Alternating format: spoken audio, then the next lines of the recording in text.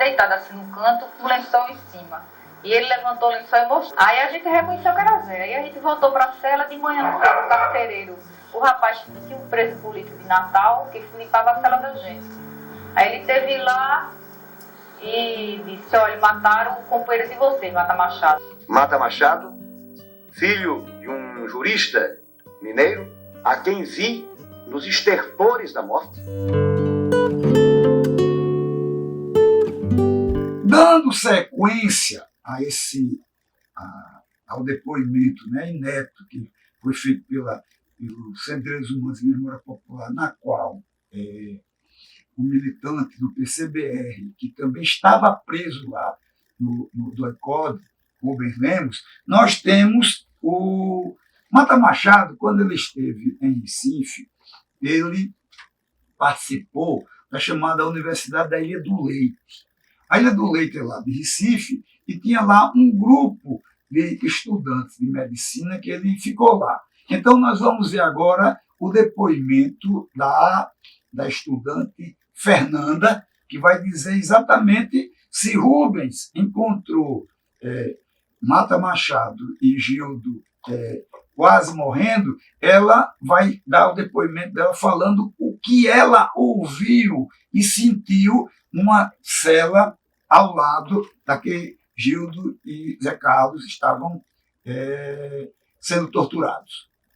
Aqueles que se escondiam nas sombras, que botavam capuz na cara, que torturavam presos políticos, já indefesos, já sem nenhuma possibilidade de reação, de resistência, e que depois aparecem, ou continuam aparecendo. O primeiro nome que eu quero citar e responsabilizar diretamente, no Nordeste, no período entre 1971 a 1973, como um dos mais frios e sádicos torturadores,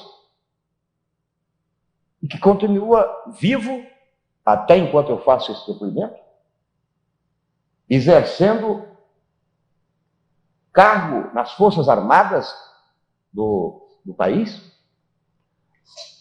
Na época ele era coronel, já citei o nome dele, repito agora, anteriormente, fiz inclusive numa ocasião uma denúncia para uma revista mexicana, Coronel Cúrcio Neto, com C, Cúrcio Neto, que usava o codinome de Dr. Fernando e que era o responsável direto, chefiava as operações do DOI-CODE no Recife. No período em que eu estive preso ao lado de outros, fui torturado pessoalmente, que recebi choques elétricos, e fui levado ao Pau de Arara, que tive meu ânus aberto e dentro dele derramado éter, por torturas, como toda tortura, ignominiosas. E o senhor coronel Cúrcio Neto, que usava o nome do doutor Fernando, é hoje general das Forças Armadas Brasileiras, do Exército Brasileiro. A exemplo do coronel Ustra, foi denunciado por Beto Mendes como adido à Embaixada do Brasil no Uruguai em pleno governo Sarney. Este nome precisa ser registrado como responsável pela morte de Mata Machado, a quem vi nos estertores da morte, por erro dos torturadores ou dos carcereiros que me levaram para a cela errada, ou não sei se propositadamente, não sei, não posso afirmar. Mata Machado, filho de um jurista mineiro, à época, em 1973, dirigente nacional da Ação Popular. Quando eu fui colocado, ele estava ao lado de outro, cujo nome não sei até hoje, ele não conseguia mais falar. Mata Machado usava uma cueca vermelha, o outro já estava estendido sobre uma mesa, usava uma cueca azul. ensanguentado, e reafirmo, porque Mata Machado se identificou para mim. Companheiro, não sei quem você é, mas eu sou Mata Machado, dirigente da Ação Popular. Há outros companheiros presos aqui. Se você tiver condições, diga a eles que não digam nada, porque eu não disse nada, eu não abri nada. Depois os jornais publicavam que Mata Machado fora morto no enfrentamento de rua em São Paulo, porque resistira à prisão. É pura mentira. E o responsável direto por isso era o coronel Cúrcio Neto, o então coronel Cúrcio Neto. Numa operação sádica, cruel, dirigida pelo próprio Cúrcio Neto, que lia a Bíblia antes de torturar os prisioneiros políticos. Que leu a Bíblia para mim antes de me torturar. Ele, ou seja, o Quarto Exército, são responsáveis, ou eu diria aí no caso, o Quarto Exército, quer queiram, quer não, é responsável pela morte de Emanuel Bezerra, como é responsável pela morte de Mata Machado, como é responsável pela morte de Manuel Lisboa. Emanuel Bezerra, não sei se a memória do Rio Grande do Norte lembrará, foi presidente da Casa do Estudante aqui em Natal. Foi líder estudantil. Como da mesma maneira eu não posso esquecer os que se degradaram, mas se degradaram moral e humanamente, passando para o lado dos repressores, passando para o lado da ditadura e entregando pais de família, camponeses ou não, operários ou não, padres ou não, estudantes ou não, não importa. Um depoimento Já dessa... está gravando, vocês se sintam à vontade para começar a conversar. Qualquer coisa não se preocupe, a gente tira da edição. Qualquer tropeço, qualquer falha, não se preocupe.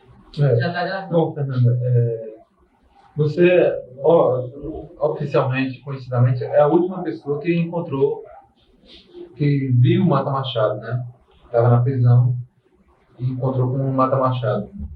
Bom, como é que foi a circunstância que você foi preso? Nós fomos presos no dia 22 de outubro de 73, mais ou menos 3 horas da tarde. Um grupo de umas 10 pessoas invadiram o nosso apartamento com metralhadora e levaram preso eu e meu ex-marido, Marcelo Mezeu. Fora do nosso apartamento, levaram mais 3 apartamentos completos, umas 18 pessoas foram levadas no Camburão. Aí, mais ou menos 3h30 da tarde, eles me separaram do grupo, porque eu tinha uma filha de 1 ano e 2 meses, que eles não prenderam ela. Aí o pessoal foi no Camburão do Exército, todo mundo algemado, encapuçado, e eu fui sozinha no Fusquinha azul até a Avenida Boa Viagem entregar minha filha à mamãe.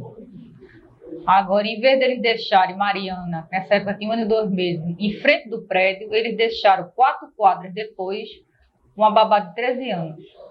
E eu nunca soube se ela tinha chegado, porque a menina era uma menina do interior que não conhecia nadinha. Então, havia a possibilidade de ter perdido, né? De ter perdido Mariana, porque ela ficou no meio da rua, ela desceu com a sacola, com as bolsinhas de Mariana, com Mariana no braço, e me deixou sem nada. Quando eles me deixaram Mariana, eu fui apanhando da Avenida Boa Viagem até o quartel do Exército. Me jogaram embaixo do banco. Bom, aí vocês foram levados lá para o quartel do Exército, né?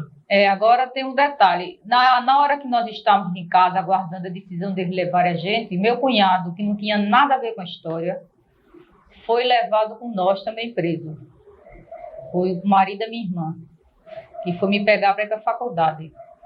E ele foi levado também. Quando eu cheguei na sede do quartel exército, a primeira pessoa que eu vi foi Lelo, porque quando a gente desceu, eles davam em todo mundo uma surra, né? O pessoal gritando, aquela loucura todinha. E eles me pegaram e me penduraram, algemada eu acho que era um gancho de rede, que eu fiquei bem alta, com a mão presa no gancho de rede. E eu e meu cunhado junto. Aí eu comecei a passar mal. Passei mal, vomitei foi muito. Aí eles me chamaram e me tiraram do armador de rede e me levaram para um pátio, aquele pátio do quartel-exército. E eu fiquei lá sentada vomitando. Aí meu cunhado disse, não, se acalme, tudo vai passar. E depois eu fui a última a ser levada para a cela. Todo mundo foi levado para todas as celas. E eu fiquei aguardando sozinha num quarto, ouvindo o pessoal ser interrogado, ser torturado, sentada no chão, algemada e encapuçada. E esse pessoal todinho do meu edifício, que eram umas 18 pessoas, foram todas entrevistadas na minha frente.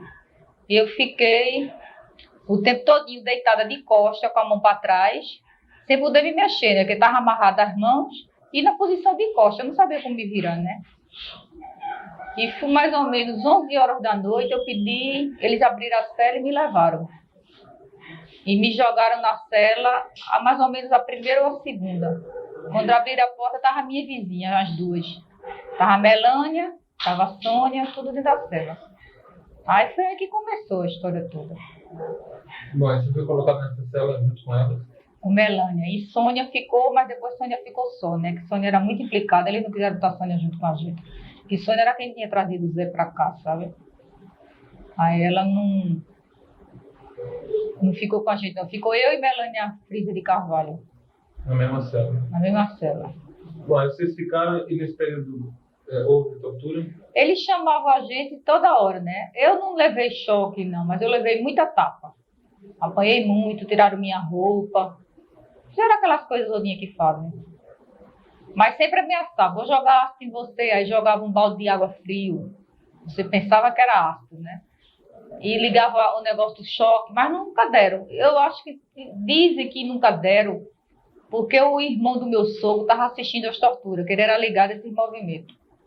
Então, comigo não aconteceu nada. Agora, com o Marcelo aconteceu de tudo. E o tio dele estava lá. Não protegeu o Marcelo, não. Aí você ficou lá na cela com... Com Melânia, a gente era chamada a noite inteirinha, de madrugada, 1 hora da manhã, 2, 3, não deixava a gente dormir. A gente ficava sentada no chão e eles toda hora passavam na frente da cela, chamavam a gente de prostituta, de lésbica, de comunista, ia botar o pessoal para transar com a gente. Ameaçava muito manter relações com a gente. Muito. Oxe, demais. Tirava a roupa da gente, era aquele inferno. Agora, levar choque eu nunca levei, não, mas eu apanhei muito, muito murro na cara, no corpo. Teve uma vez que ele me deu uma tapa que eu voei, assim, uns 3 metros, bati numa parede. Aí, nesse dia, foi o último dia que eles me chamaram. Mas já foi uns 15 dias depois. Mas toda noite era isso, a noite todinha, o dia inteiro. E não tinha sossego. Melânia, então, coitada, não tinha sossego. Bom, mas nunca levei choque, não, mas levei muita tapa. E vocês ficaram, aí continuaram presos, né? E teve um momento que você... Foi no dia 28 de outubro, no dia 27 de outubro, eu dizia, Melânia, a salvação da gente é se a gente ver Zé, porque Zé vai dizer que a gente não tem implicação nenhuma, né? Nadinha. Então a gente estava lá presa quando o Zé passou algemado, encapuçado. Passou algemado com a venda de borracha no olho. E na memória eu reconheci ele pelo bigode dele, a roupa que ele se despediu da gente no dia que foi embora. Ele foi embora em setembro de 73. Ele foi preso no caminho, né? A gente foi preso 22 de outubro, dia 27 ele estava lá. Aí Zé estava com uma blusa estampada roxinha, que até que ele foi encontrada depois, quando eles desenterraram, ele estava com essa roupa. Uma calcinha marrom de veludo e uma jaqueta. Aí eu disse, Melânia, já chegou. Vai ser a nossa salvação. Aí ele falou. Pediu, por favor, será que vocês podiam me dar uma escova de dente? Faz 4 dias que eu não escovo o dente. Aí a gente reconheceu a voz dele, ele ficou super alegre. Aí eu chamei o carcereiro e disse, aí quem é ele? Ele disse, Mata Machado. Mas aí a gente não conhecia ele pelo nome de Mata Machado, a gente conhecia o nome pelo Zé Carlos Novaes. Eu disse, Mata Machado. Aí eu me lembrei que no interrogatório eles davam muito na gente para dizer quem era Mata Machado. E a gente não sabia quem era, a gente conhecia por Zé Carlos. Por Zé. Eu disse, mata aí, Melânia Zé. Aí foi a nossa salvação. Agora, ele não falou nada, né? Dizem que Zé não disse nada no interrogatório. Isso foi no dia 27. E no dia 27 ele foi muito torturado lá a noite inteirinha. A gente viu os gritos dele a noite todinha, vizinho da nossa cela, que a nossa cela era a primeira, junto da sala de tortura.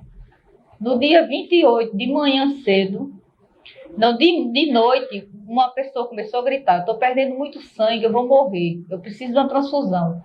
Aí eu disse: Melânia, bora dizer que o sangue da gente, qual o tipo, e ver se a gente faz doação, falar com o Marcelo, com o Eduardo, com o pessoal para doação. Aí chamou o carcereiro e perguntou: ele é um terrorista que está morrendo? Eu digo: olha, será que se precisar de sangue, o meu é AB positivo, Melânia deu o dela? Eu digo: Marcelo doa tranquilamente, Eduardo, todo mundo doa sangue a ele. Mas ele gritou, depois calou-se. A gente não dormiu, passou a noite acordado. Umas 4 horas da manhã, eu não me lembro se fui eu ou Melânia. Uma das duas foi chamada, agora eu não me lembro mais. E para ver o corpo dele. Ele estava deitado assim no canto, com o lençol em cima. E ele levantou o lençol e mostrou. Agora eu não me lembro se foi a minha ou a Melânia. Reconheceu. Aí a gente reconheceu que era Zé. Aí a gente voltou para a cela de manhã cedo, o carcereiro. O rapaz tinha um preso político de Natal que limpava a cela da gente. Aí ele teve lá e disse: olha, mataram o companheiro de vocês, Mata Machado. A gente disse: a gente sabe, a gente viu ele morto. Eu disse: olha, faça favor, avise a todas as celas que ele morreu. Avisa todos os meninos. Porque quando a gente soube, quando ele disse assim, de noite, chamou e disse: matamos um companheiro seu, cada um pensava que era o seu marido, né? Ele estava preso, meu marido, Melânia. E a gente começou a gritar: Marcelo, Eduardo, Zé, Oscar. A gente chamou um por um, todos responderam. Digo: não foi o menino. Depois que eles mostraram, agora eu não me lembro se mostraram, a minha ou a Melânia. Porque primeiro eles chamaram para também fazer: um amigo de vocês morreu, o marido de vocês morreu. Aí a gente ficou desesperado, a gente começou a gritar: Marcelo era a última cela. Aí Marcelo respondeu, Eduardo respondeu, Oscar respondeu, Nando respondeu, Bitinha respondeu, todo mundo respondeu. Digo: não foi o menino, Mozart respondeu, não foi. Aí de manhã, assim, às 4 horas, eles chamaram uma de nós para ver o corpo. E quando o rapaz veio de manhã dizer: olha, o amigo de vocês morreu, então a gente já sabe, que a gente já viu o corpo dele. Ele morreu 28 de outubro e deram 5 tiros lá de noite, no quartel. Eu acho que mataram ele de tiro. Porque ele calou-se de repente, ele gritou e deram os tiros e ele calou-se.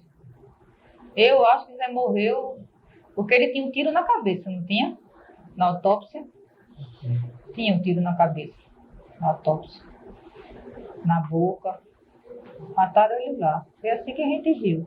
Depois a gente não soube mais dizer, não viu mais ele lá ser chamado, nada.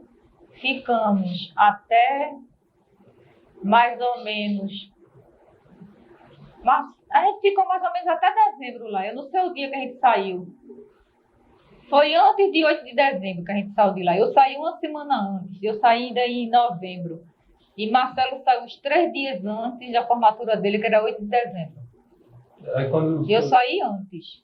Quando vocês souberam que o Mata Machado tinha muito, vocês saíram espalhando nas outras celas, né? A gente espalhou a todo mundo. Eu mandei esse preso político avisar: ó, diga que assassinaram o Zé. Aí ele foi a um por um e disse. Toda a cela que ele limpou de manhã, ele disse que mataram o Zé. Aí todo mundo ficou sabendo que o Zé morreu. Aí voltando o tempo um pouquinho. Quando vocês conheceram o Zé Carlos, foi quando? A gente conheceu o Zé Carlos em junho de 73. A gente estava lá no edifício, né? Os 4 apartamentos eram do meu sogro alugado. Morava eu, Marcelo e Mariana, e os outros 3 eram alugados. Aí Sônia Montenegro botou esse casal lá, que era Zé, Madalena, que a gente chamava era de Bete, e um filhinho dele de 4 anos, Dudu, Eduardo. A gente conheceu o Zé nessa época, em junho. Ele foi para os acampamentos com a gente, foi para o show de Chico Buarque uma semana antes da morte dele. Ele foi para o show de Chico Buarque. O último show que o Chico fez aqui naquela época. A gente ficou no camarote, pertinho do palco. Aí foi eu, Zé, foi todo mundo. Todo mundo que foi preso foi junto para esse show de Chico Buarque.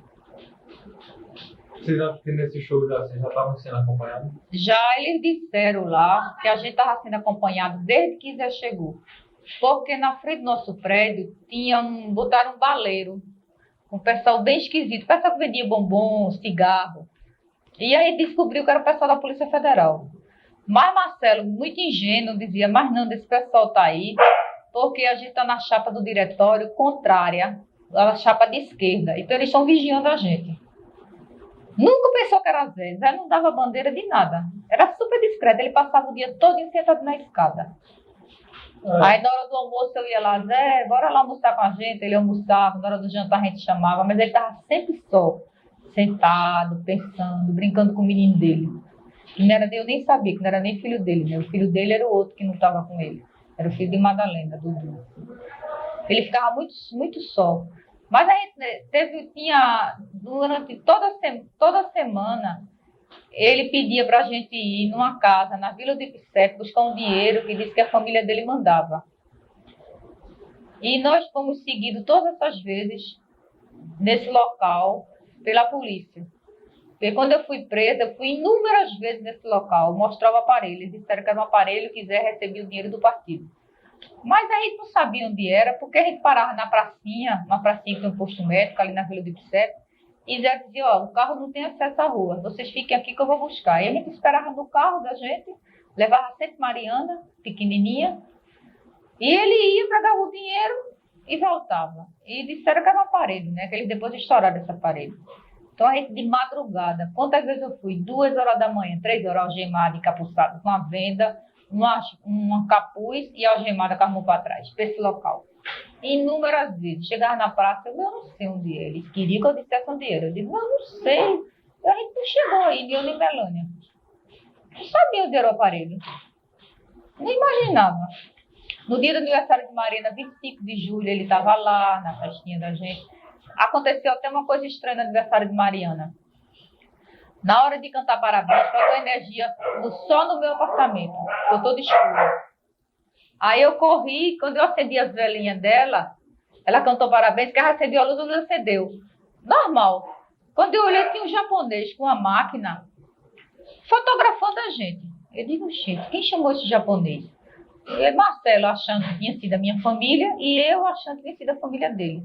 Mas aí foi a surpresa da gente. Quando a gente foi preso, que estava na cela, esse japonês foi o que me fotografou para a fotografia do Doicode. O próprio japonês. Ele estava dentro da nossa casa.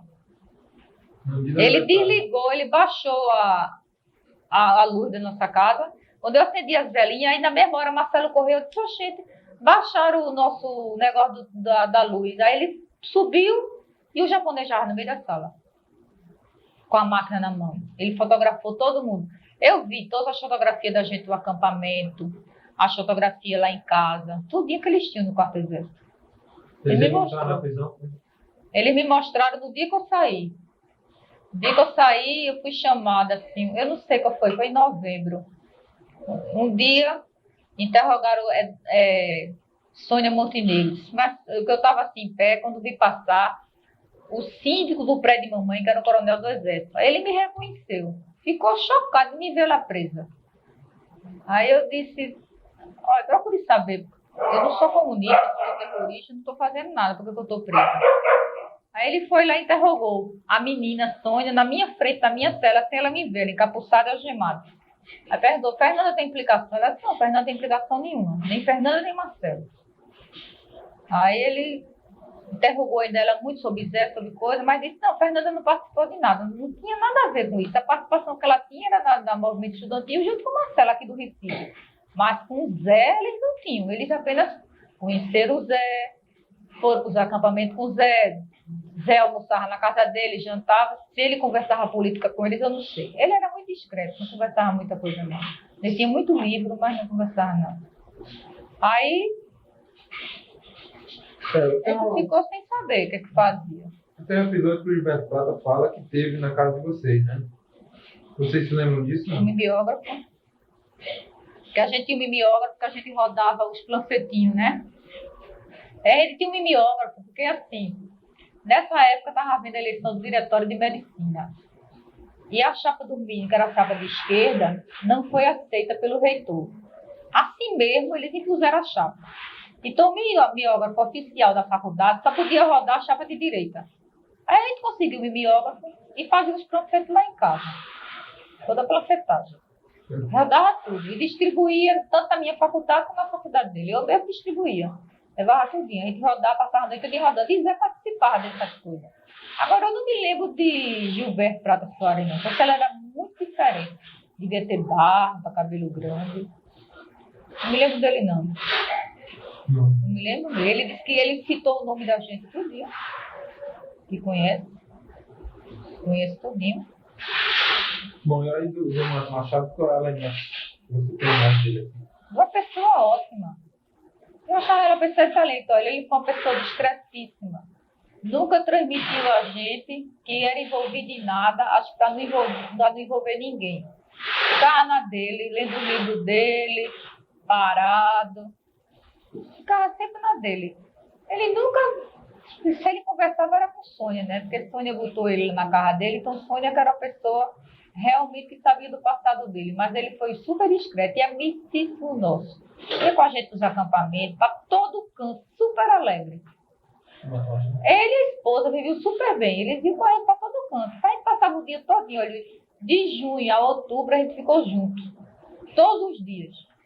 Lá em casa toda noite na casa de Melânia, que eram os 4 apartamentos do térreo. Aí ficava um na casa do outro. A gente fazia as comidas que ele gostava, levava ele para passear, ia pro Mustang toda noite. Quando de encontro era... O bar Mustang. Toda noite ia pro bar. Aí quer dizer que você não era uma pessoa tão politizada, mas acabou vivendo uma situação que era comum às pessoas mais envolvidas, né?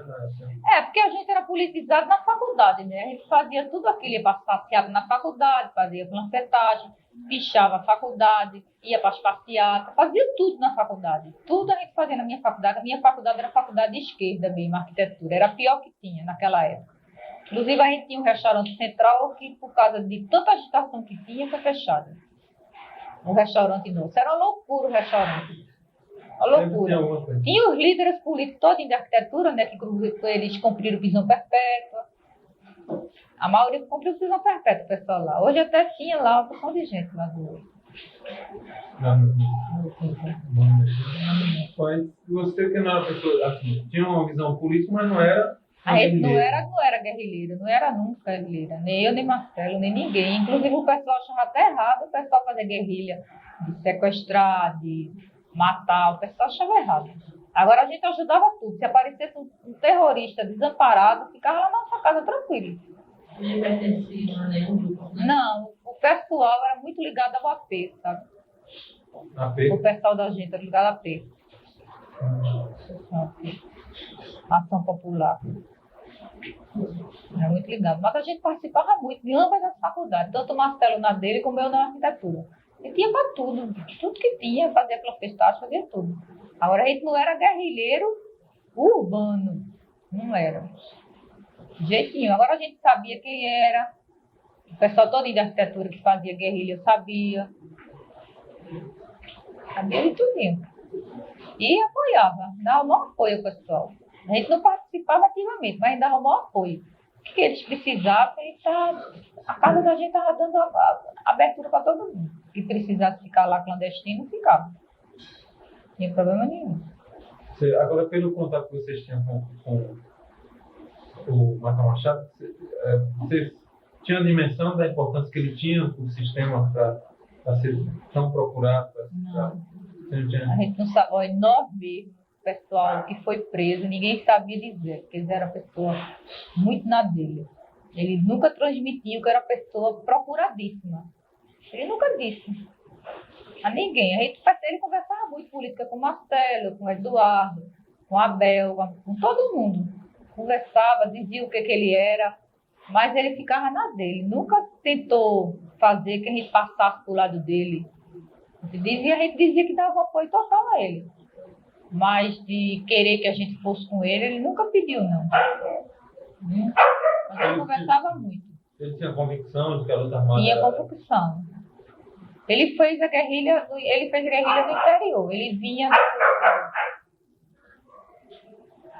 Qual foi a guerrilha? Aquela que teve em Belém, ali pelo Pará. Araguaia. Ele vinha de lá da Araguaia. Zé. Ele tinha a convicção de que a luta armada era realmente a saída. Era a saída. Em algum momento vocês não tiram assim, ele vinha fugido. Olha, ele vinha fugido do Araguaia. E a menina, na minha cela, tinha a babá, tinha uma menina de 13 anos presa comigo, que era a babá do filho dele. Babá. E ele tinha trazido ela do Araguaia.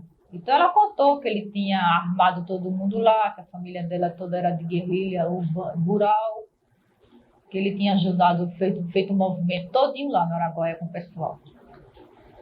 A menina que falou, a gente ficou surpreendido, porque a gente não sabia que era assim. Ela contou tudinho na cela, sentou e contou, olha, vou dizer tudinho como o que quiser fazia. Aí contou que ele conseguiu armamento com o pessoal todinho, que o pessoal lutava lá realmente, mas que a polícia tinha aparecido por lá, tinha prendido com a família dela inteira, e ele tinha conseguido fugir com ela como babá do menino. Agora, eu não sei se é verdade a história da menina, né? A menina é de uns 12 para 13 anos. Tu chegou a conhecer o Gildo Macedo, não? Não. Não, né? Gildo não. Pode ser até que a gente tenha conhecido o Gildo. Eu não me lembro dele, não. Tá, essa questão do tiroteio na Caxangá, como é que tu vê isso? Que o Matamarchado teria morrido lá? Não, ele não morreu de jeitinho do tiroteio na Caxangá. Ele morreu no dia 28 de outubro, dentro do DOI-CODE do Quarto Exército. Isso eu tenho certeza absoluta. A gente viu ele. Se não fui eu que vi, foi a Melânia. A gente viu ele morto. E na mesma hora a gente divulgou que ele estava morto. Quando o preso político veio falar que eles mataram o companheiro de vocês, foi Zé Carlos Mata Machado, a gente já sabia. Na mesma hora a gente disse, a gente já viu ele morto. Ele estava enrolado num lençol, no canto da parede, no lugar que a gente era interrogada. O local era a sala de interrogatório? A sala de interrogatório, a sala de tortura. Porque eu nunca entendi, era uma loucura. A gente subia a escada, descia, dava a volta, arrodeava para chegar a essa sala. Era um caminho compridíssimo que ele fazia com a gente, até chegar a essa sala. Eu tenho impressão que porque a gente ficou ali na casa do comandante, que antigamente era a casa do comandante, ali no DOI-CODE. Porque olha, o quartel do Exército é todo em 2 pavimentos, né? E onde a gente estava tinha telha canal, que a gente olhava em cima da grade da cela, tinha grade. O teto todinho era de grade, para ninguém destelhar e pular. E eu vi mais engraçado, aqui no quarto exército, o prédio é todo 2 pavimentos, e esse pavimento terra é a casa do comandante. E a gente era interrogada dentro do quartel, porque a gente subia escada e descia, era muito caminho, viu? Muito caminho, daquela casa para o quartel. E a gente ouviu o relógio da faculdade de Direito dar todas as horas. E quando ele foi dizer, você vai sair hoje, o carcereiro, aí eu disse, você vai me tirar daqui para me trazer para o mesmo local. Porque eu disse, você vai sair pela porta da frente, arrodear e entrar pela outra rua. E realmente foi o que ele fez. Ele fez, arrodeou a pracinha e entrou. E me entregou a papai. Bom, você chegou a acompanhar aquele negócio do Gilberto Prata? Cheguei a acompanhar. E aí, né? Eu li pelos jornais toda a declaração dele, que ele tinha, até ele falou que conhecia a gente, que tinha estado no apartamento na Ilha do Leite. Era realmente o nosso apartamento que ele teve. Tudo que ele falou. Combinou mais ou menos tudinho, ele falou tudinho, que tinha entrado em contato com o pessoal da Ilha do Leite, o pessoal tinha rodava mimeógrafo de noite. Era realmente a gente, o que ele falou. Então... E ele citou nome, teve entrevista que ele citou nome. Procure Fernanda, procure Marcelo, procure fulano. Nós sabia mais ou menos tudo. Eu até posso saber a data, mas eu não vou conseguir lembrar agora. Depois a gente pode ver que data eu tive acesso a essa fita. Deve ter sido... Folhazinha vermelha. Eu tive acesso à fita com a gravação do depoimento do Gilberto Prata, talvez julho ou agosto de 1992. Quando eu soube que ele teria trabalhado para a repressão. Nós estávamos trabalhando em São Paulo na descoberta de 2 outros infiltrados, que eram Gilberto Giovanetti e Maria Madalena Lacerda de Azevedo. E quando eu fui a Minas levar o corpo do Elber José de Gomes Goulart, por isso que a gente pode verificar a data, eu soube pelo Nilmário que o Gilberto Prata irmão da Madalena, que tinha sido minha grande amiga e a quem eu tinha conhecido na luta dos familiares na época do Comitê Brasileiro de Anistia, tinha sido um agente da repressão. E foi uma coincidência terrível, eu acho, que eu voltei para São Paulo e fui na casa da Maria Auxiliadora Arantes, mineira, que foi da Ação Popular, e, em função da outra Madalena e do outro Gilberto. E perguntei para ela se ela tinha conhecido esse tal Gilberto Prata de Minas. Ela me perguntou por quê, e eu disse para ela porque eu soube que ele foi infiltração. E aí ela foi para o quarto dela e me trouxe 3 fitas e uma carteira de identidade dele falsa, que estava guardada com ela desde a morte do Jair Ferreira de Sá. Não, desde pouco antes da morte do Jair Ferreira de Sá, que foi um dirigente da P, e que entregou essas fitas para ela, pediu que ela guardasse essas fitas pouco antes da morte dele, que eu não sei em que data foi, ele morreu de acidente no Rio de Janeiro, e ela nunca sequer tinha ouvido essas fitas. Ela guardou e ela me entregou para ouvir. E foi uma coisa horrorosa. Eu não sei o que é pior nessa luta dos familiares, se a gente ficar andando pro cemitério atrás de ossadas e vendo os corpos torturados e convivendo com a dor das famílias, ou entrar para dentro das malhas da repressão e ter acesso às pessoas que trabalharam para eles, aos chamados cachorros. Eu achei horrível ouvir aquela fita. Não só porque eu tinha uma ligação muito grande com a Madalena, que foi discriminada pela direita e pela esquerda durante muitos anos, como pelas próprias informações que estavam contidas naquela fita, quer dizer, a forma de atuação da repressão que fica tão clara e tão evidente naquela fita me fez desconfiar de todo mundo que estava do meu lado. Eu passei um tempo imaginando quem mais poderia ser infiltração em função das informações que estavam ali. Quer dizer, o Gilberto levou 10 anos para contar para a irmã que ele tinha sido responsável pela morte do cunhado e de outros mais, talvez. E eu levava quase mais 10 anos, a gente levou para ter acesso a essas informações. Bom, já me perdi. Não, o Jair Ferreira de Sá, ele recebeu a fita e parece que o pessoal da própria esquerda e o pessoal da AP não levou muito a sério essa questão do Gilberto ser um delator. Parece que houve uma certa desconsideração com esse assunto. Quer dizer, a fita não foi muito bem tratada a princípio. Ela não teve a importância que poderia ter um relato de uma pessoa que estava... Como é que foi isso? Eu acho que teve um total desconhecimento por parte da direção da P daquela época. Da direção da P, não, do que tinha sido a direção da P, porque nessa época que a fita foi gravada, já não tinha mais Ação Popular, né?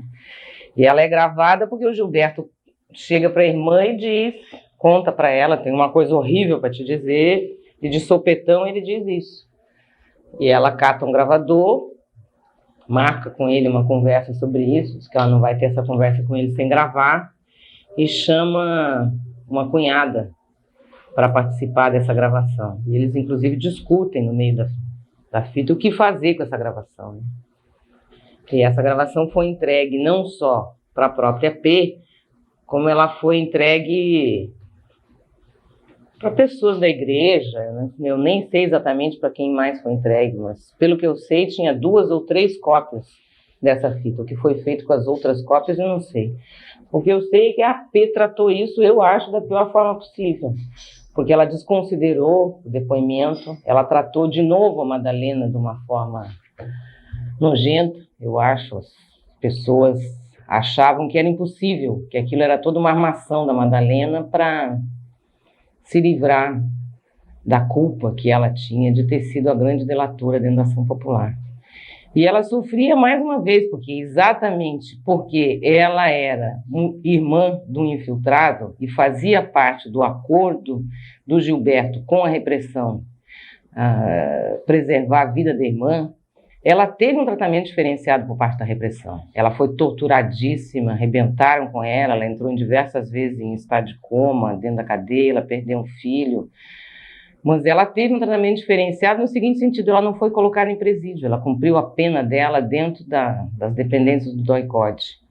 E isso gerou, por parte dos presos políticos, uma desconfiança generalizada. Ela ficou 6 meses presa só, foi feito um processo em relação a ela, e esse processo deu uma pena, ela cumpriu a pena e foi solta. E isso fez com que todo mundo desconfiasse dela, porque ela tinha uma pena pequena, porque ela não foi para o presídio, então, evidentemente, ela estava inventando tudo aquilo de novo. E esse foi, acho que, segundo até o que a Madalena mesmo diz, a fita virou uma conversa de praia e de boteco, entendeu? Todo mundo falava sobre a fita, teve gente que transcreveu essa fita, eu nunca soube dessa transcrição, a Madalena nunca viu, nunca achou essa transcrição, e isso foi tratado de uma forma leviana, eu acho, até porque não recuperou a história e não deu à Madalena o que ela mais precisava, que era o respeito por tudo aquilo que ela já tinha vivido. Bom, quando ela estava no DOI-CODE, teve um episódio do reencontro dela com o Gilberto, né? Ela te falou sobre isso? Quando ele veio mancando e... A gente conversou um pouco disso e eu acho que é uma das partes mais impressionantes do depoimento dele na fita, porque ele conta que ele entrega o Zé Carlos, ele entra em detalhes de como ele entrega, que o Zé Carlos estava fugindo e que a repressão só fica sabendo que ele estava fugindo porque ele avisou, quer dizer, até o último momento, ele foi até o fim da história, ele não parou nem um minuto para tentar livrar o Zé Carlos.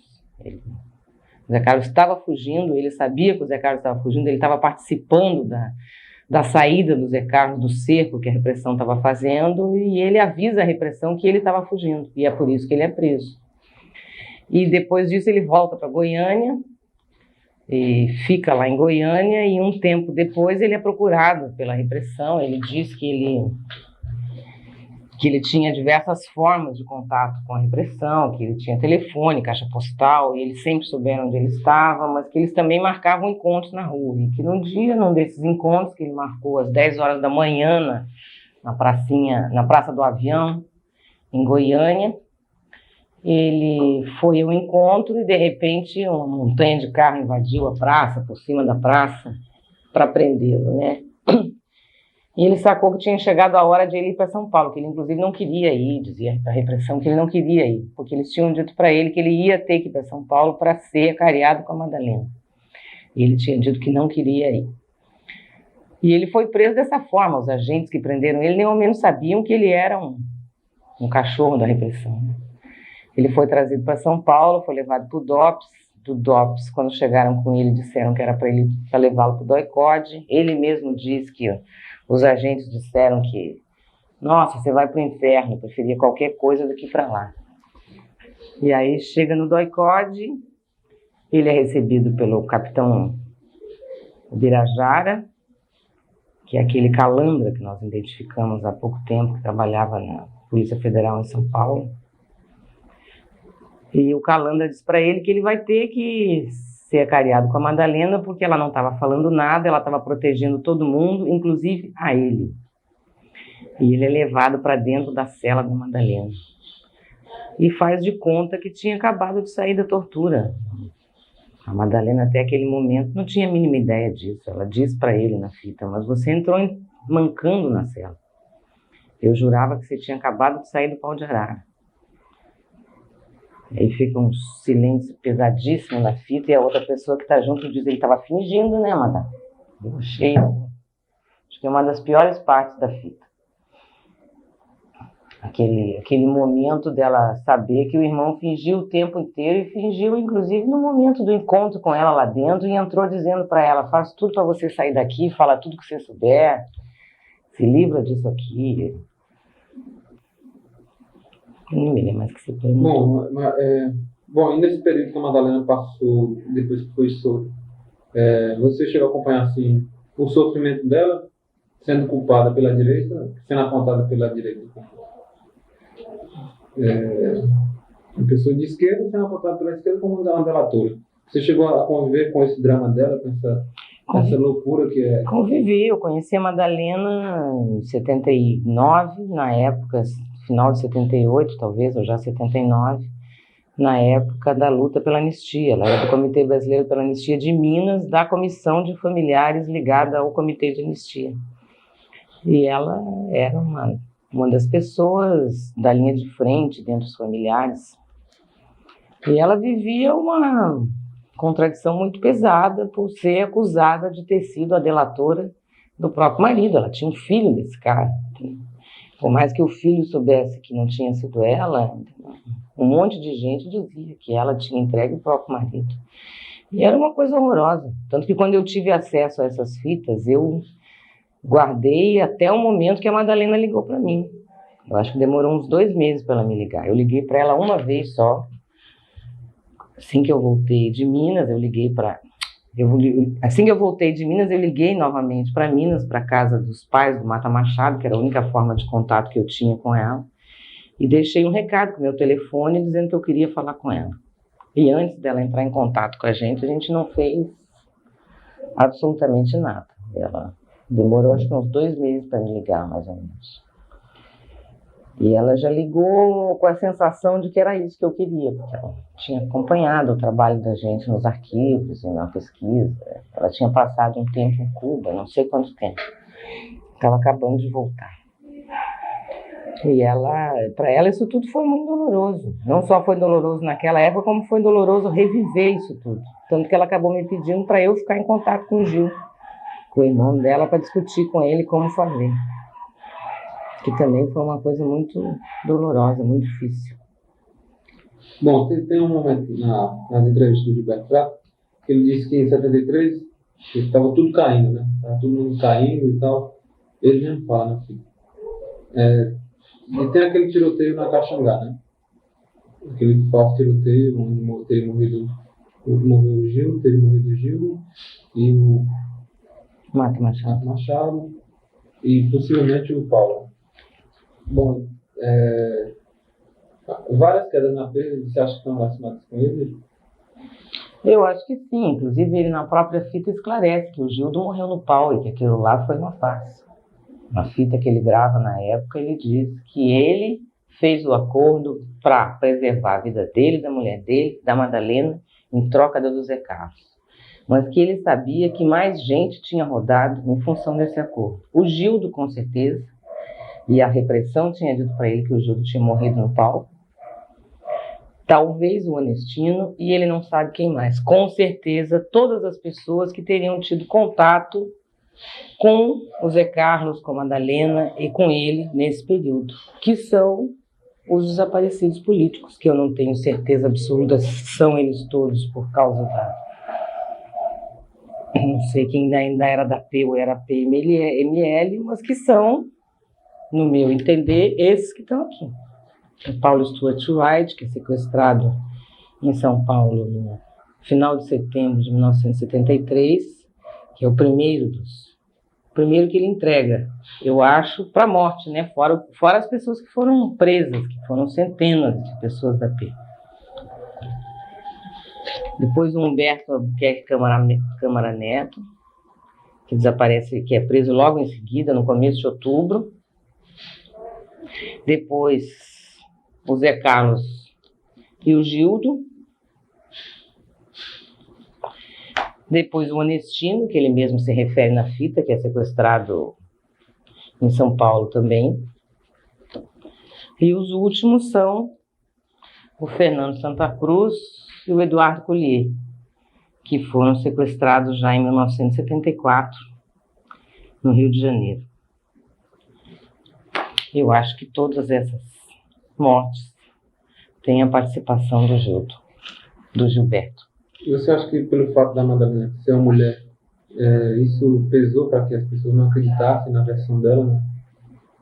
Mesmo já com essa fita gravada, mesmo já com todos os indícios apontando? Pelo fato de ser mulher, exatamente, eu não sei, porque eu acho que Eu acho que a discriminação contra a mulher é uma coisa presente hoje, é uma coisa presente naquela época, mas existiam muitas mulheres que se envolveram na guerra. E eu não sentia, da parte dos companheiros, pelo menos das áreas onde eu militei, uma discriminação específica pelo fato da gente ser mulher. Pelo contrário, exatamente pelo fato da gente ser mulher, a gente tinha tarefas muito mais pesadas do que os homens, porque a gente podia passar despercebido, a gente podia enfiar uma arma na coxa e botar uma mini saia que ninguém dava bola. Eu não acho que tenha sido pelo fato de ser mulher, eu acho porque o Gilberto era um quadro, entendeu? Ele tinha era um cara que tinha um preparo muito maior do que o da Madalena, talvez tenha sido isso, é o que ela mesma acha, eu não consigo achar outra coisa. Eu acho que porque ele conseguiu a simpatia de todo mundo, ele era um cara que se dava com todo mundo, era um cara que estava ainda envolvido com as questões da esquerda, um cara que participou da fundação do PT em Goiânia, era um cara que militava. Exatamente por estar militando ainda, ele tinha o respeito das pessoas. Agora, a família, a história do Gilberto, com a história dele, a trajetória, teve relacionado com a esquerda. Ele na fita fala que após o golpe, o pai, o irmão e alguns tios foram presos. Em 69, ele foi presidente do DCE da Universidade Federal de Goiás, né? E, quer dizer, essa infiltração que ele fala a partir de um acordo, você acha que já havia uma certa possibilidade de ele estar como infiltrado desde o começo? Não? Eu acho que não. Pela fita ele conta que ele é preso, que ele estava trabalhando, que ele estava afastado da militância, que ele estava em discordância com a linha que as organizações estavam tendo e que ele estava trabalhando naturalmente e foi preso. Entendeu? No primeiro momento ele nem sabia exatamente por que ele estava sendo preso. Ele achou que fosse em função de alguns contatos que ele tinha tido com gente da LN, mas eram contatos no sentido de apoio, não era nenhum contato a nível de militância. E quando nos interrogatórios começa a perguntar para ele sobre o Zé Carlos, que ele se dá conta por que ele tinha sido preso, que ele tinha sido preso para entregar o Zé Carlos. E ele não aguenta a pressão, não aguenta a prisão, e ele chama os seus algozes e propõe um acordo dele ir para a televisão, renegar tudo tudo que ele pudesse ter feito em nome junto com a esquerda brasileira, para fazer o papel que na época muitas pessoas se prestaram a fazer, que era desmoralizar a esquerda, desmoralizar toda a luta contra a ditadura.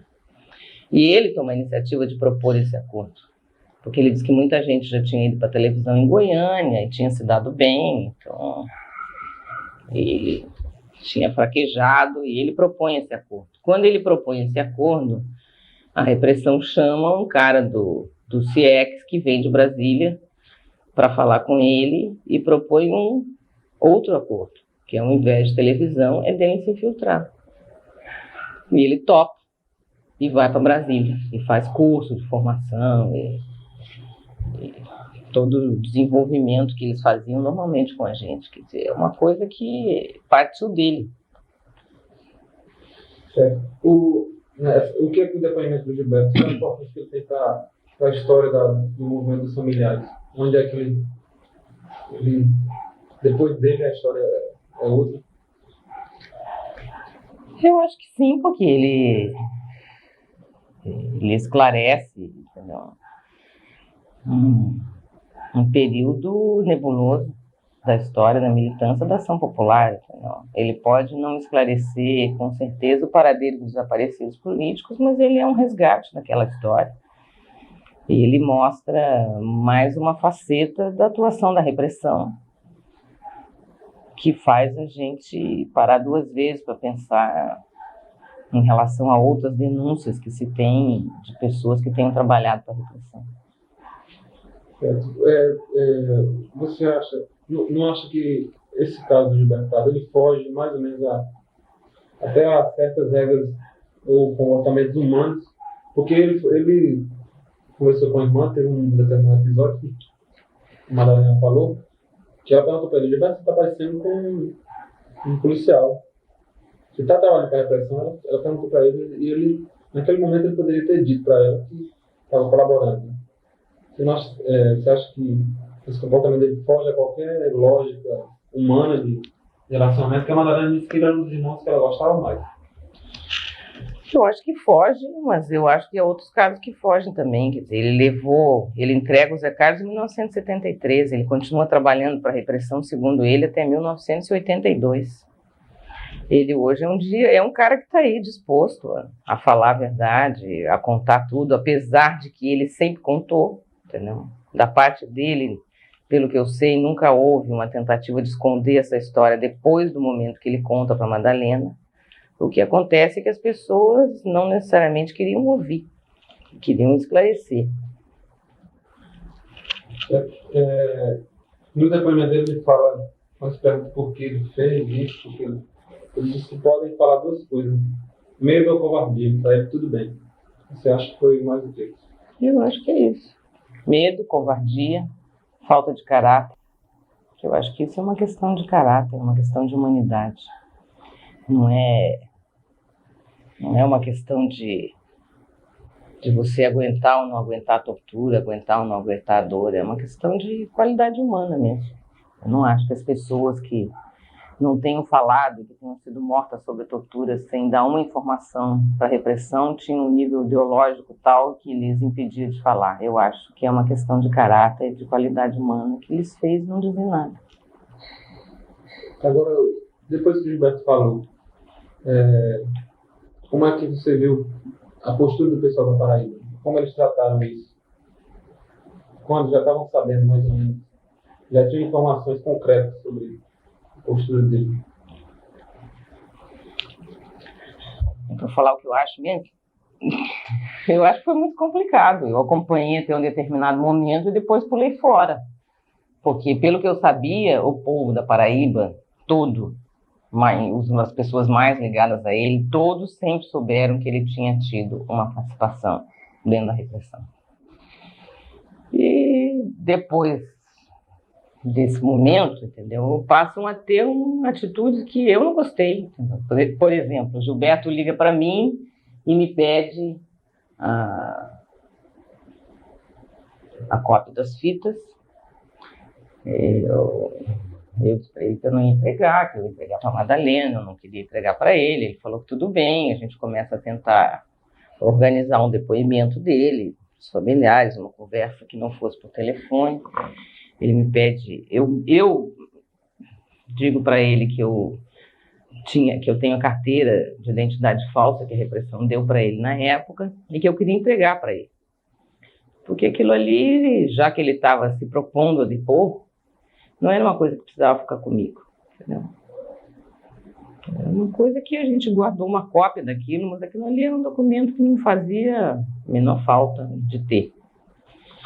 E eu entrego para uma pessoa que era muito amiga dele, da Paraíba, que passa na minha casa.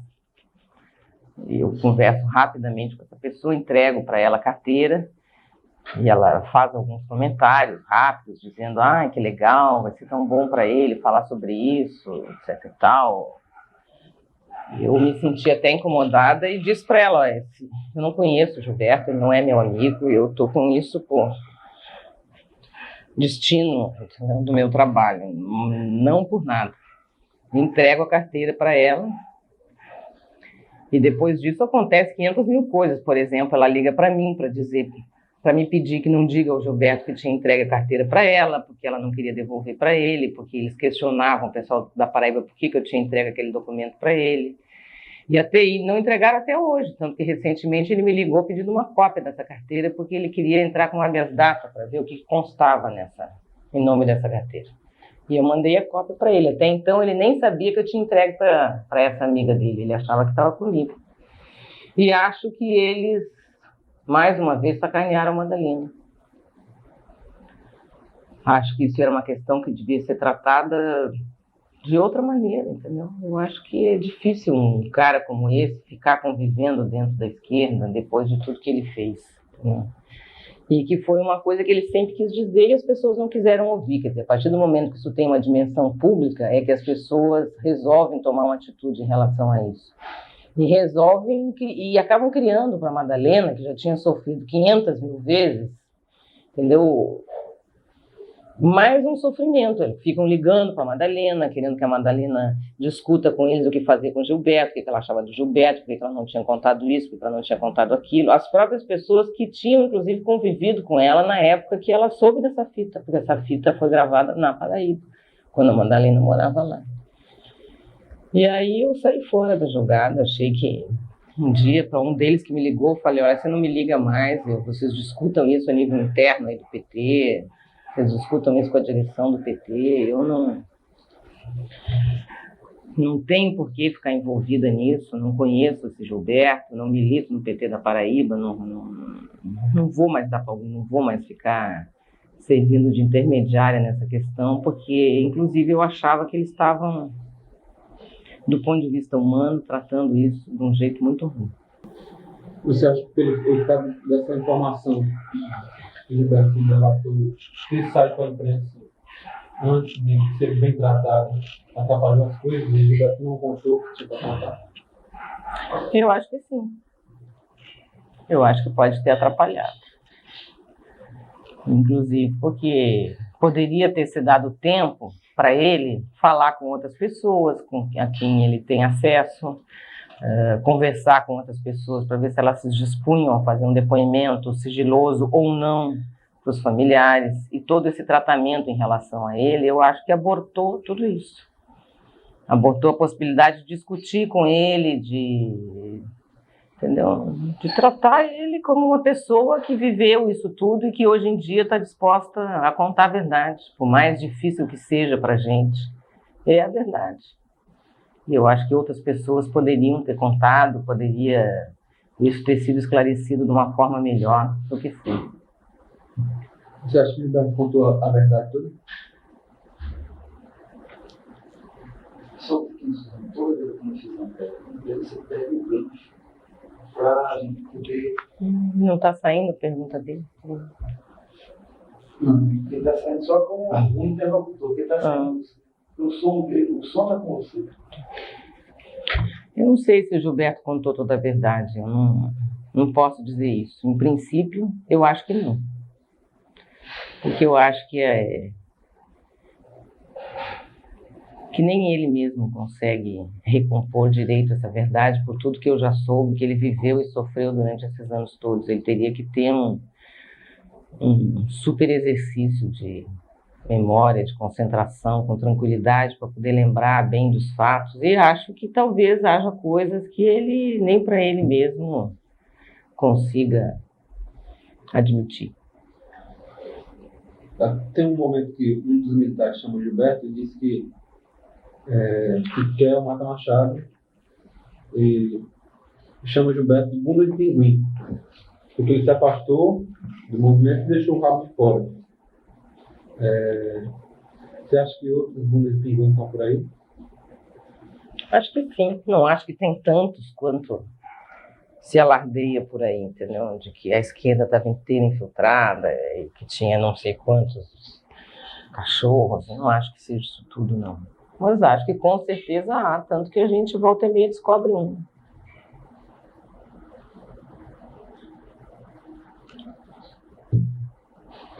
O que eu acho que é importante se considerar para fazer um vídeo como esse não é usar esse. Já está gravando. Não é usar o Gilberto como bode expiatório dessa história. Se alguém tem que ser acusado pelo que aconteceu nesse país, esse alguém ou esses alguém são o regime militar, a ditadura militar, os torturadores, os assassinos, aqueles que fizeram do país o que fizeram, aqueles que massacraram, decapitaram, torturaram. Esses caras estão por aí hoje. O que a esquerda tem que fazer é se unir para conseguir derrubar esses caras, para conseguir justiça, para conseguir resgatar a verdade. E não usar um cara que, de certa forma, foi vítima do regime militar. Eu acho que o Gilberto foi uma vítima do regime militar, ele colaborou com o regime militar, mas essa colaboração teve a ver com o fato dele ter sido uma vítima direta do regime. E o nosso inimigo principal é o regime militar. Eu acho que isso tem que ser muito bem pensado, porque o que nós queremos é resgatar aquela história e não fazer com que ela seja sepultada em cima de acusações sem sentido. O Gilberto disse tudo o que lhe foi perguntado. Agora, essa ânsia de fazer de Gilberto o bode expiatório, a explicação para todas as coisas, como é que fica? Eu acho que tem a ver com a culpa de cada um. Começa dizendo fazer Gilberto como... Bom, fazer Gilberto com um bode expiatório nessa altura do campeonato, para mim tem a ver com a culpa de cada um e com a responsabilidade de cada um que permitiu que ele tivesse a posição que ele chegou a ter dentro da esquerda, dentro das ONGs, dentro de partido político, dentro da CUT, dentro de todas as coisas, dentro de todos os lugares por onde ele militou. Porque, pelo que eu sei, ele sempre deixou claro e procurou deixar claro qual tinha sido o comprometimento dele. Se as pessoas fecharam os olhos durante esses anos todos de militância dele e deram, inclusive, a ele responsabilidades que uma pessoa que teve a participação que ele teve jamais deveria ter recebido, eu acho que isso é uma coisa que tem que ser ressaltada. Entendi. Essa ânsia de culpabilizar o Gilberto é para expiar a culpa de cada um, que não se importou em investigar, em conhecer, em aprofundar, e que faz dessa história um passado. A maior parte das pessoas nesse país faz essa história da ditadura militar um passado, quer que isso seja passado. Não quer voltar a viver, tem medo de reviver, e procura o maior distanciamento possível, como se fosse possível você se distanciar da tortura, da morte, dos desaparecimentos. Inclusive hoje, a gente fica aqui de camarote vendo a melicada desse país falar em golpe, vendo o secretário de Segurança lá de Minas Gerais dizer que ordenou que os sequestradores fossem assassinados. Isso aí tem muito a ver com o fato da esquerda não ter conseguido, depois da ditadura militar e nesse período todo de redemocratização, resgatar o que foi a história da ditadura militar. E cada um dos milhares de presos políticos que esse país teve é responsável por isso. E eu acho que fazer do Gilberto um bode expiatório é expiar a culpa de cada um. Então quer dizer que a coisa está sendo mal entendida ou mal trabalhada? Eu acho que ela está sendo mal trabalhada, mal entendida, talvez, pelas pessoas que tenham vivido e convivido com essa história. Entendeu? Ou como se fosse fácil para um cara como Gilberto vir a público e assumir tudo que ele fez. Entendeu? É evidente que isso para ele foi um horror, foi uma catarse, foi uma dificuldade imensa. Entendeu? Ele vinha a público contar a sua história. E ele veio, ninguém chamou, ele veio a público. Entendeu? Ele foi consultado se queria falar. Eu perguntei para ele: você está a fim de fazer um depoimento? Ele falou: estou. Onde, quando você quer que eu faça? Que pontos você acha que eu tenho que atacar? Ele discutiu tudo comigo. Os pontos fundamentais do depoimento dele, ele queria discutir comigo, ele queria a minha opinião, porque ele queria, fundamentalmente, deixar claro o que foi o regime militar. E eu acho que isso, se isso foi a intenção de alguém que colaborou com a repressão, nós, que estamos do outro lado dessa história e que nunca colaboramos com a repressão, pelo menos temos que ter a clareza e o discernimento necessário para encarar isso como uma coisa importante, significativa e compensadora para o resgate da história. Ele está prestando um serviço à nossa luta. O depoimento do Gilberto presta um serviço à luta dos familiares, à luta de todo mundo que está envolvido, de todas as entidades de direitos humanos que estão envolvidas no resgate da história do que aconteceu. E fazer disso uma piada ou uma execução, como me parece que estão querendo fazer, é prestar um desserviço à nossa luta. Quem mais vai falar? Depois do Gilberto ser tratado como cachorro por nós, depois de ter sido cachorro da repressão. Suzana, outra coisa também é o seguinte, existem outros Gilbertos, digamos, essa acusação não vai inibir, digamos... Essa forma como está sendo tratada. Não vai impedir sua individual. Impedir, sei lá. Deve ter outros, né? Eu não tenho a mínima dúvida de que um tratamento errado por parte das entidades de direitos humanos da esquerda em relação ao Gilberto vai fazer com que ninguém mais ouse falar. Eu não tenho a mínima dúvida em relação a isso.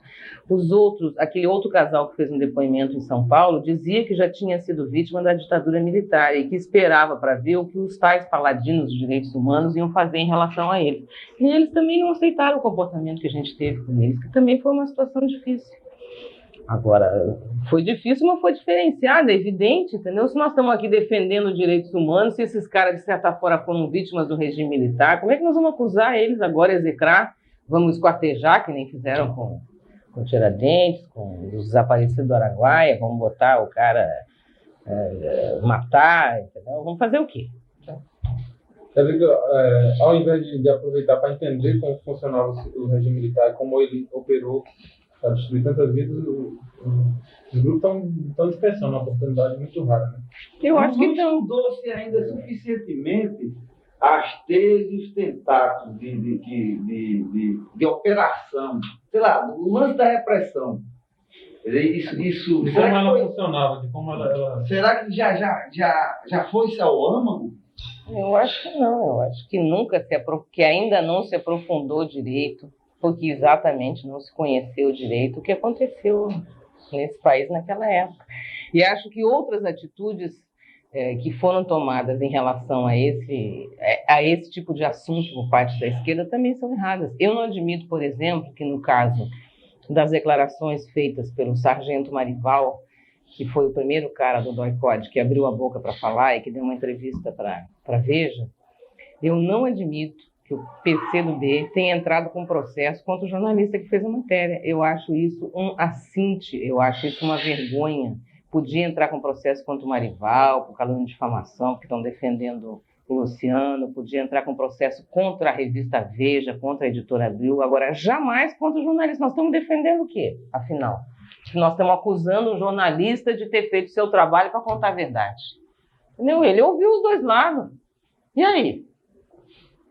Eu acho que são atitudes como essa que fazem com que as pessoas não tenham coragem de falar.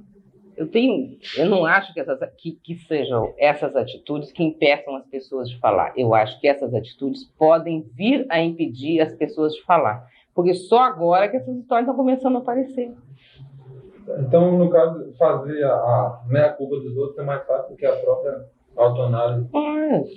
Fazer a meia-culpa dos outros é muito mais fácil, entendeu? Tu te olha no espelho e fica bem feliz que tu fez uma super grande ação no dia, que foi fazer um cretino qualquer assumir as suas responsabilidades. Agora, quanta gente dentro da esquerda, dentro dos partidos políticos, quanta gente até hoje não assume para si a sua responsabilidade dentro do que aconteceu na esquerda desse país. Quanta gente que a gente conhece, que eu tenho o nome de muitos, e cada um são parlamentares, são gente de expressão política nacional, que teve um comportamento na tortura, que entregou pessoas e essas pessoas foram desaparecidas e que até hoje não assumem.